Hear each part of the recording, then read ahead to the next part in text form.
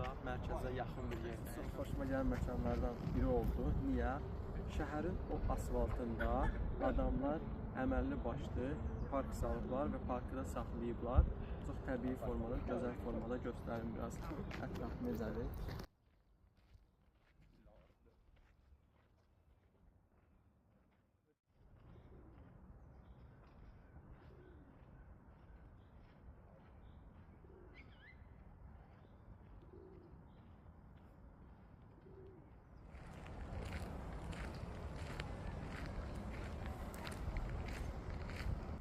Yəni deyirəm, şəhərin mərkəzində belə bir parkı saxlamaq adi bir park kimi sizə gəlməsin.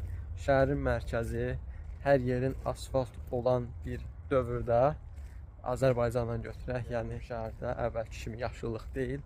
Lakin burada yaşıllığı qoruyub saxlayıblar və bu gözəlliyi də bizlərə bəxş eləyiblər, bizə göstərirlər ki, burada nələr var və nələr mövcuddur.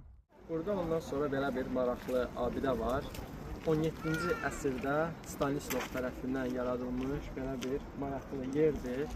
Adı Kral Hamamı gedir və parkın daxilində maraqlı bir yerdə inşa olunur.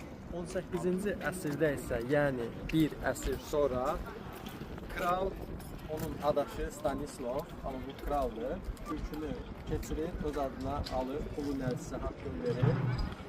Mülkü də öz adına keçirir və şəxsi yay iqamətgahına çevirir, ətrafı da bir qədər daha da gözəlləşdirir. Bu da kralın istirahət mərkəzinin giriş hissəsidir. Bu formada göstərir.